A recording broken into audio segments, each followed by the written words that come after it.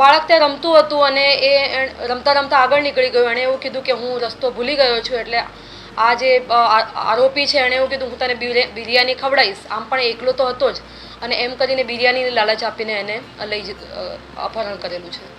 અપહરણકાર છે એ બાંસવાડા, રાજસ્થાનના બાંસવાડા જિલ્લાનો સજ્જનગઢ તાલુકાનો છે. અને આરોપી જે છે એ છૂટક મજૂરી કરે છે અને અહીંયા આવીને એ આ રીતના જ કન્સ્ટ્રક્શન સાઇટ ઉપર છૂટક મજૂરી કરતો હતો અને રખડતો ભટકતો ટાઈપનો રહેતો હતો અને મંદિર ઉપર કે ક્યાંય પણ માગીને ખાઈને સૂઈ જતો હતો.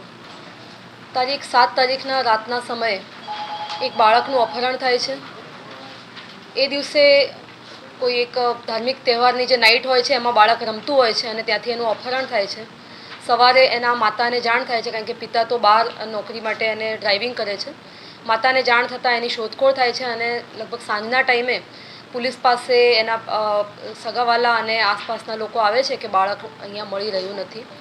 જેના આધારે પોલીસ તરફથી ફરિયાદ લેવામાં આવે છે. અપહરણનો 363નો ગુનો નોંધીને આગળની કાર્યવાહી કરવામાં આવે છે. સાવ એકદમ બ્લાઇન્ડ કેસ છે કે જેની અંદર એ જે અપહરણકર્તા છે એ કોઈ નોન નથી, એના કોઈ ક્યારે પણ સંપર્કમાં પરિવારના પણ નથી આવેલો.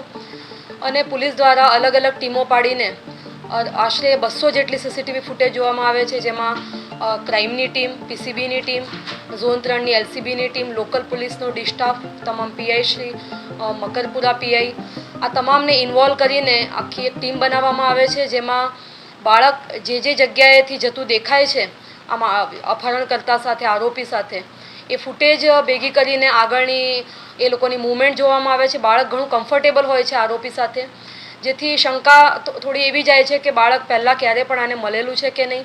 એટલે અપહરણકર્તા છે એની પણ બેક હિસ્ટ્રી માટેની તપાસ શરૂ કરવામાં આવે છે, પરંતુ એ ક્યાંય પણ આ વિસ્તારમાં નોંધ હોતા નથી.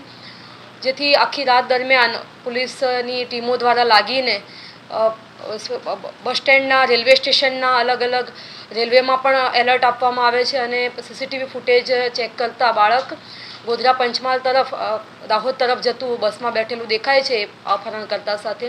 એના આધારે ગોધરા પંચમહાલની પોલીસની પણ હેલ્પ લેવામાં આવે છે અને દાહોદ પોલીસ તરફથી ખૂબ જ સારો સાથ સહકાર મળે છે. અને ત્યાંથી આગળ જે શટલ રિક્ષા, આપણા તુફાન જે ગાડી હોય છે એની અંદર આરોપી અને અભ્યત બાળક છે એને રાજસ્થાન તરફ બાંસવાડામાં લઈ ગયેલાનું જાણવા મળે છે. બાંસવાડા એસપી તરફથી પણ ખૂબ સારો સાથ સહકાર મળે છે અને ત્યાં અમારી પાસે ટેકનિકલ ઇનપુટ અને હ્યુમન ઇનપુટથી આ બાળકને અપહરણકાર પાસેથી સહી સલામત છોડી લેવામાં આવેલ છે. અને આજે સાવ જ બ્લાઇન્ડ કેસ હતો કે જેમાં કોઈ પણ જાતની લિંક નથી, એના આધારે આ કેસ ડિટેક્ટ થયેલો છે. અત્યારે પ્રાઇમરી જે જાણવા મળ્યું છે એ પ્રમાણે જે આરોપી છે એ એનું 1 વર્ષનું બાળક થોડા સમય પહેલાં ગુજરી ગયું છે. એની પત્ની એને છોડીને જતી રહી છે.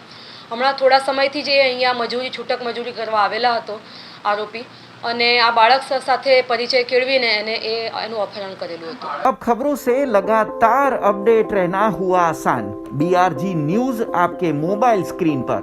आज ही BRG न्यूज की mobile app Google play store और ऐप स्टोर से डाउनलोड करें और खबरों से लगातार जुड़े रहें.